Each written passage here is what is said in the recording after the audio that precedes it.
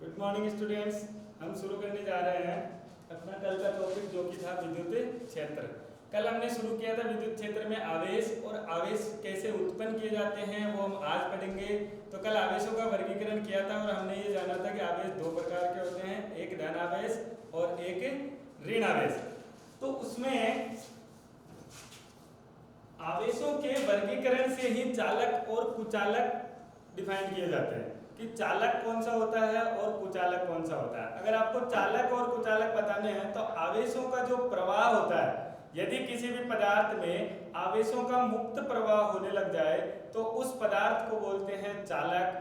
जबकि अगर किसी भी पदार्थ में आवेशों का मुक्त प्रवाह नहीं होता है तो उसको हम बोलते हैं कुचालक, जिसका अध्ययन हम बाकी आने वाली क्लासों में आगे करेंगे। तो अभी कुछ आवेश के बारे में एक नोट है छोटा सा जो कि आप लिख सकते हो कि आवेश जो होता है एक तो स्थिर हो सकता है या फिर एक समान वेग से चल सकता है, यूनिफॉर्म वेलोसिटी से, या फिर हम कह सकते हैं कि उसको हमने त्वरण दे दिया यानी त्वरित गति से वो चलने लग जाए। अगर आवेश स्थिर है तो स्थिर आवेश हमेशा विद्युत क्षेत्र उत्पन्न करते हैं। स्थिर आवेश विद्युत क्षेत्र उत्पन्न करते हैं। कहने का मतलब क्या है कि जब आवेश गति नहीं करेंगे तो ओनली और ओनली विद्युत क्षेत्र आएगा, चुंबकीय क्षेत्र का कोई प्रभाव इसके ऊपर नहीं रहेगा। लेकिन अगर आवेश एक समान वेग से चल रहे हैं तो समान वेग से गतिशील आवेश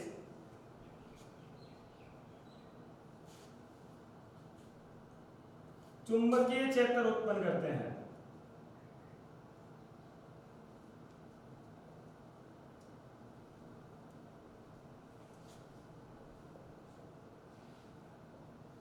ये जब हम फिजिक्स का 8वां 9वां चैप्टर पढ़ेंगे, 7वां 8वें चैप्टर के बाद में, तो उसमें अपने को ये चुंबकीय क्षेत्र का उपयोग होगा कि आवेश जो होगा उसको एक समान वेग से चलाएंगे। लेकिन अगर उसको हम त्वरित कर देते हैं, त्वरण प्रदान कर देते हैं, तो जो त्वरित आवेश होगा, त्वरित आवेश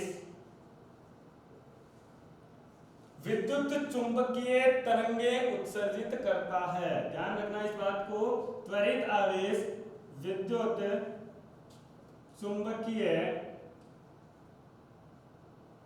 तरंगे उत्सर्जित करता है।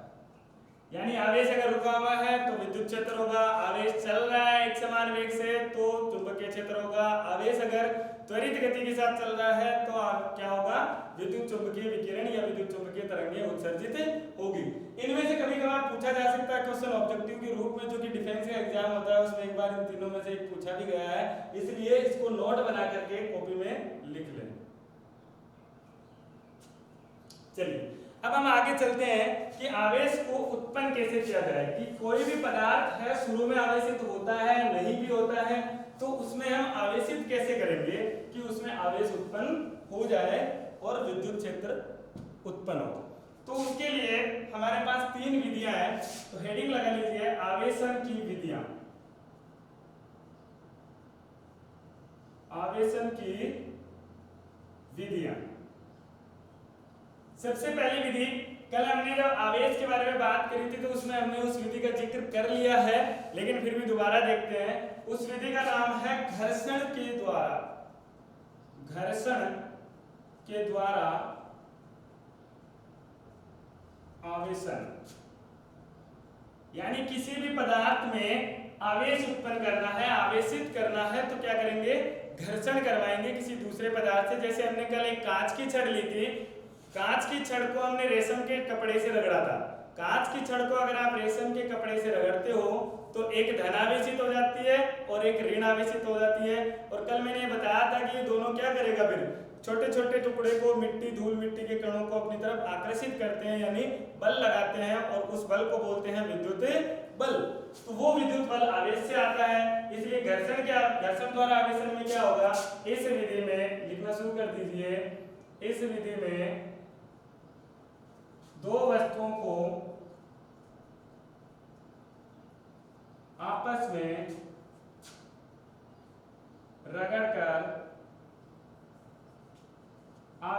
किया जाता है।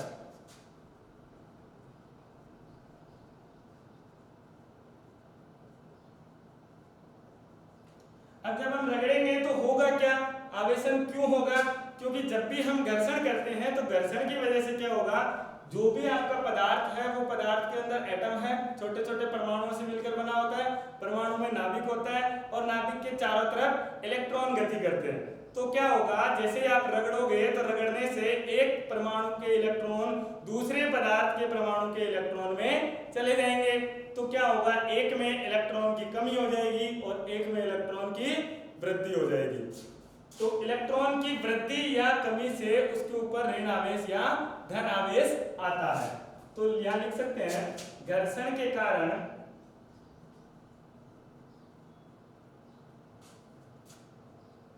एक वस्तु से दूसरी वस्तु में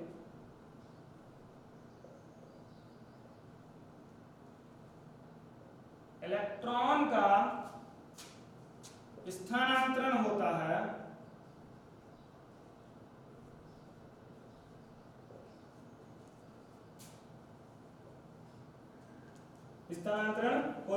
जिसके पास में इलेक्ट्रॉन की अधिकता हुई वो क्या हो जाएगा, ऋण आवेशित, और जिसके पास इलेक्ट्रॉन की कमी हुई है वो क्या हो जाता है, धन आवेश। जिस वस्तु के पास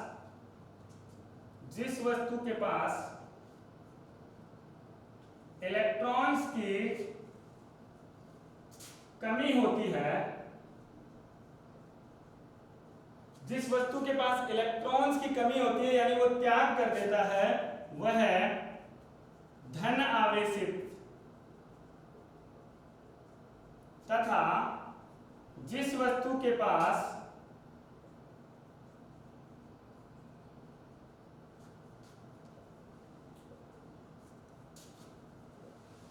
इलेक्ट्रॉन की अधिकता होती है,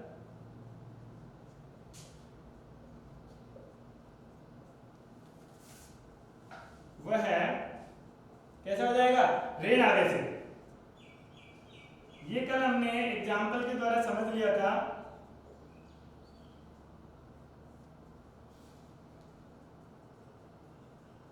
उदाहरण लिख सकते हैं आप इसके अंदर, उदाहरण, कांच की छड़ को रेशम के कपड़े से रगड़ने पर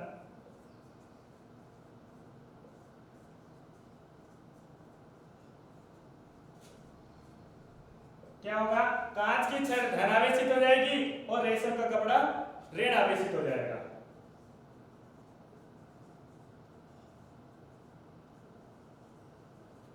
कांच की छड़ धन आवेशित तथा रेशम ऋण आवेशित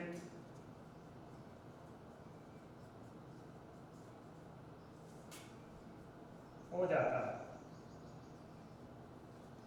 ये विधि है घर्षण के द्वारा। घर्षण के द्वारा क्या होगा, कुछ नहीं होता है, इलेक्ट्रॉनों का एक वस्तु से दूसरी वस्तु पर स्थानांतरण होता है। इलेक्ट्रॉन घर्षण करोगे तो एक जगह से दूसरी जगह जाएंगे, जिसके पास अधिक हो गए वो कैसा हो गया, ऋण आवेशित, जिसके पास कम हो गए वो कैसा हो जाता है, धन आवेशित। तो इसको एक बार नोट कर लीजिए, लिख लीजिए।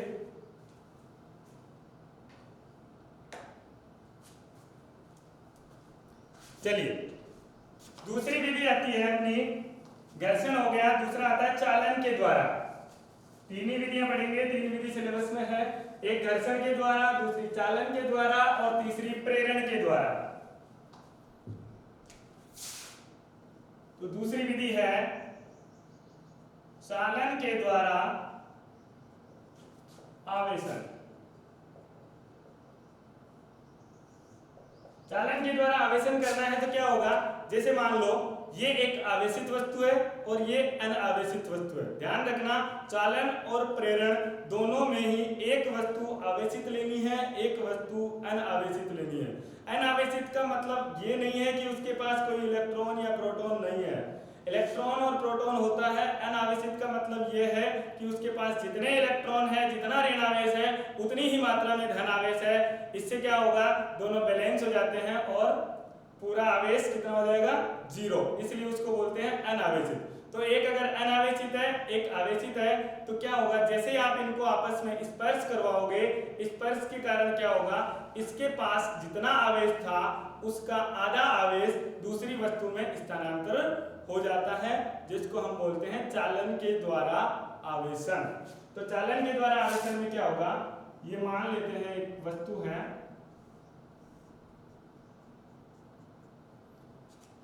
यह है अनावेशित वस्तु,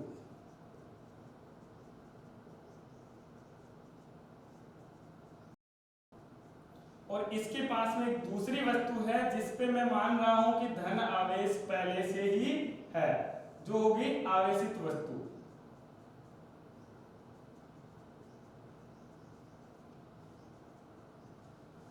ये अनावेशित ये आवेशित, इन दोनों को जब संपर्क में लाएंगे तो संपर्क में लाते क्या होगा, इस दूसरी वस्तु का धन आवेश पहली वस्तु के ऊपर क्या हो जाएगा, स्थानांतर हो जाएगा।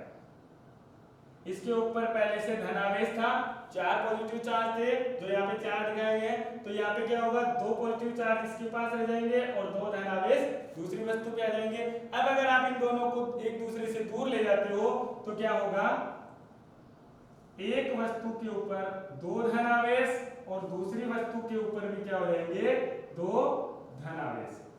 इस प्रकार से जो पहले से ही आवेशित वस्तु है वो समान प्रकार का आवेश दूसरी वस्तु में आप क्या कर सकते हो, स्थानांतरित कर सकते हो, जो अनावेशित है उसको आवेशित कर सकते हो।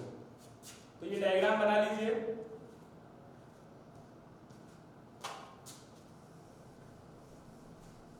चलिए अब इसकी थ्योरी लिख लेते हैं एक बार। इस विधि में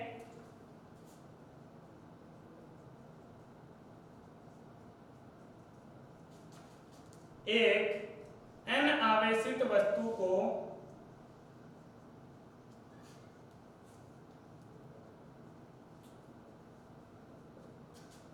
दूसरी आवेशित वस्तु के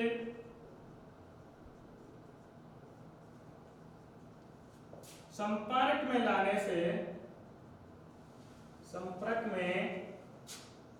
लाने से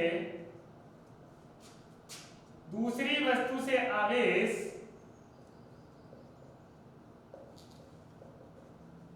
पहली वस्तु में ट्रांसफर या स्थानांतर, पहली वस्तु में स्थानांतर हो जाता है। ध्यान रखना, घर्षण में जब हमने किया था, घर्षण से आवेशित किया था, तो उसके अंदर विपरीत प्रकार के आवेश उत्पन्न होते हैं। जैसे आप घर्षण करोगे तो एक पे अगर धन आवेश हुआ था तो दूसरी पे ऋण आवेश हुआ था, लेकिन ये जो चालन के द्वारा विधि है, इस चालन की विधि में एक पे अगर धन आवेश है तो दूसरी पे भी कैसा रहेगा, धन आवेश रहेगा। यानी दोनों वस्तुओं पर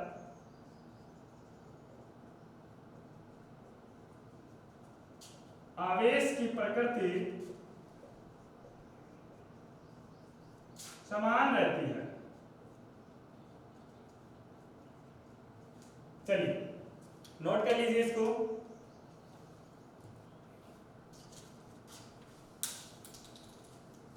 नेक्स्ट है तीसरी विधि। तीसरी विधि है प्रेरण के द्वारा आवेशन। हम प्रेरित करेंगे किसी दूसरी वस्तु को कि वो आवेशित हो जाए।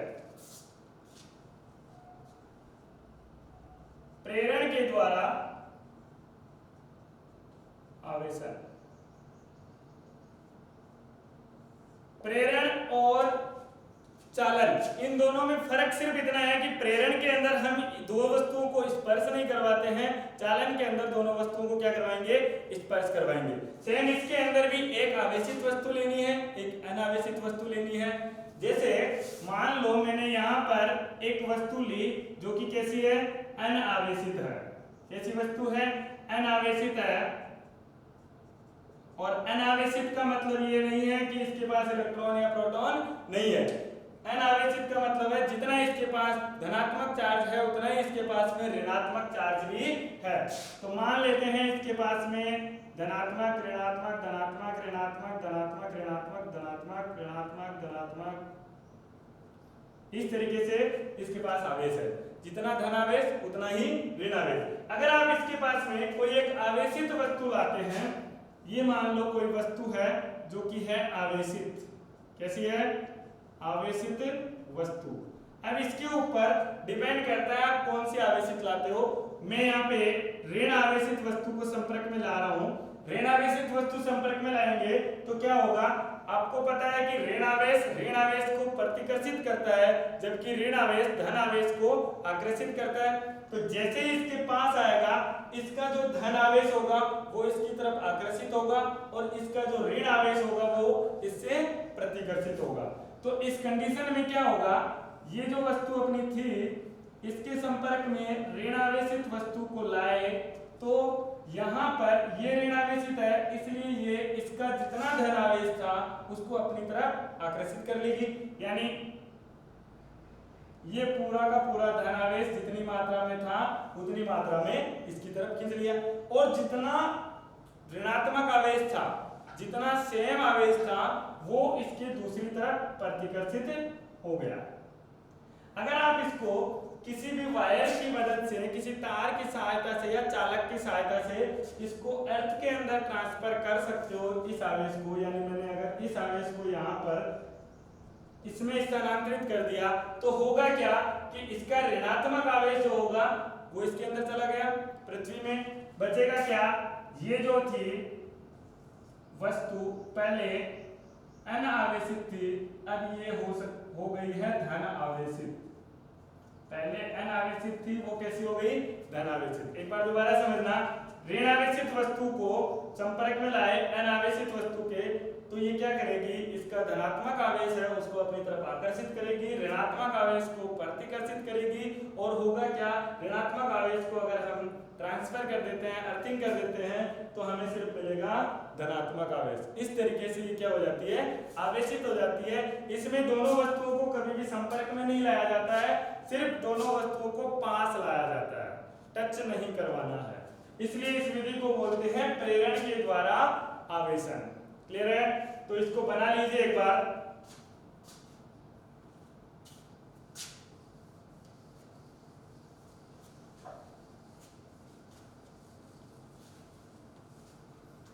आवेशन की इस विधि में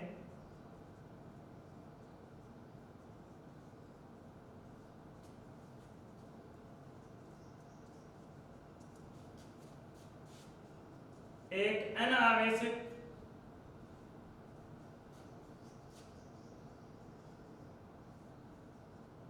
वस्तु के पास आवेशित वस्तु लाने पर प्रेरण के द्वारा वह विपरीत आवेश को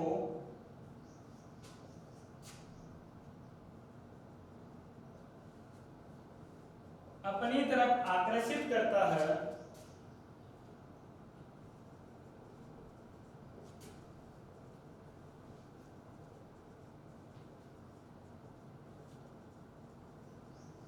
तथा समान आवेश को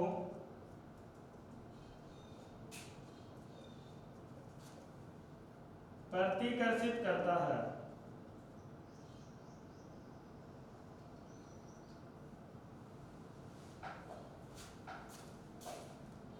जिससे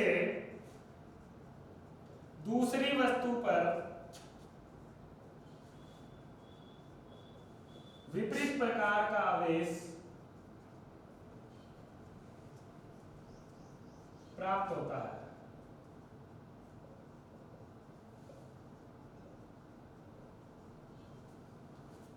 लिख लीजिए इसको। क्लियर है? तीन विधियां पढ़ी है। पहली विधि घर्षण से, दूसरी विधि है अपनी चालन से, और तीसरी विधि है प्रेरण से। इन तीनों विधियों से क्या कर सकते हैं? हम आवेशित कर सकते हैं किसी वस्तु को, किसी वस्तु के ऊपर आवेश उत्पन्न कर सकते हैं, और उस आवेश का उपयोग करके विद्युत क्षेत्र उत्पन्न किया जाता है, जो कि आगे आने वाला है।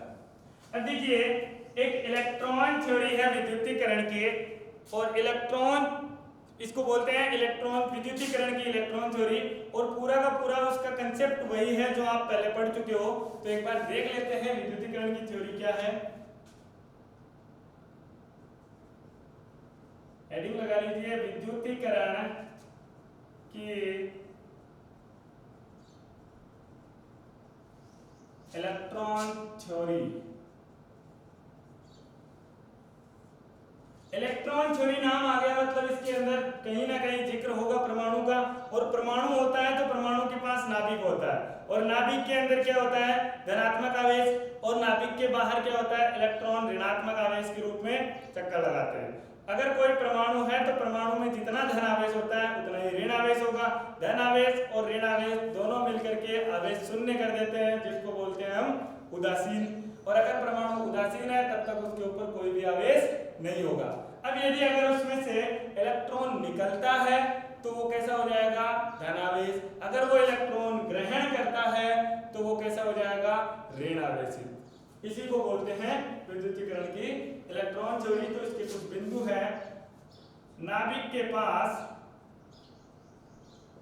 संपूर्ण धन आवेश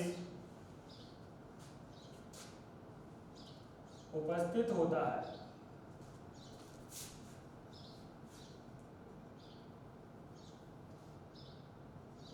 धन आवेश की समान मात्रा में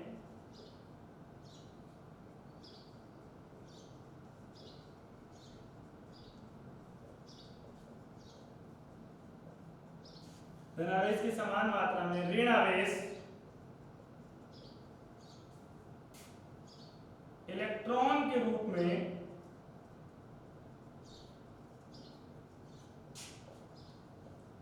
नाभिक के चारों ओर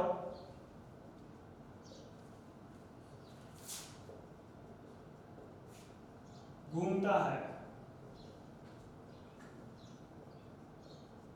क्यों घूमता है? क्योंकि कल हमने देखा था इलेक्ट्रॉन का द्रव्यमान और प्रोटॉन का द्रव्यमान भी होता है उसी तरीके से। प्रोटॉन का द्रव्यमान लगभग 1837 गुना इलेक्ट्रॉन से ज्यादा होता है, इसलिए प्रोटॉन भारी होते हैं और इलेक्ट्रॉन हल्के होते हैं। इलेक्ट्रॉन हल्के होने के कारण नाभिक के चारों ओर घूम सकते हैं, जबकि प्रोटॉन भारी होने के कारण नहीं जा सकता है। इसीलिए ट्रांसफर सिर्फ एक जगह से दूसरी जगह पे होगा तो ऋण आवेश का होगा, कभी भी धन आवेश का नहीं होता है। अगर कोई वस्तु धन आवेशित होती है तो इसका मतलब यह है कि उसने अपना ऋण आवेश त्याग कर दिया है।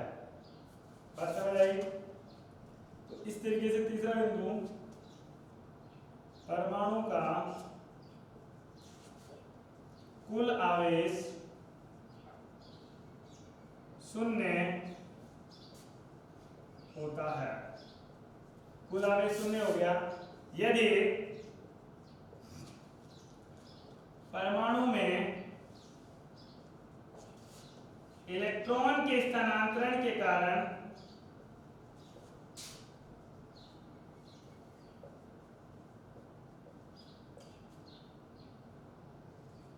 इलेक्ट्रॉन की कमी होती है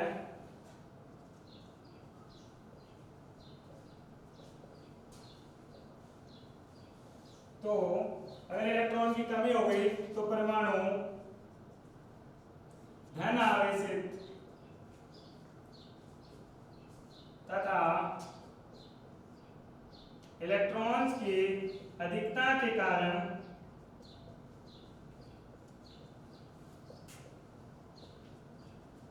परमाणु ऋण आवेशित हो जाता है। तो यहाँ पे देखिए पूरा का पूरा रोल किसका है? इलेक्ट्रॉन का है। और इलेक्ट्रॉन का रोल रहने के कारण जो भी विद्युतीकरण होगा, विद्युत का प्रवाह होगा, वो सिर्फ और सिर्फ ऋणात्मक चार्ज की वजह से होता है। ऋणात्मक चार्ज जो कि यहाँ पे इलेक्ट्रॉन के रूप में होते हैं। चलिए फिर नेक्स्ट वीडियो के अंदर हम नेक्स्ट पार्ट करेंगे जो कि है अपना इलेक्ट्रॉन के लिए वो विद्युत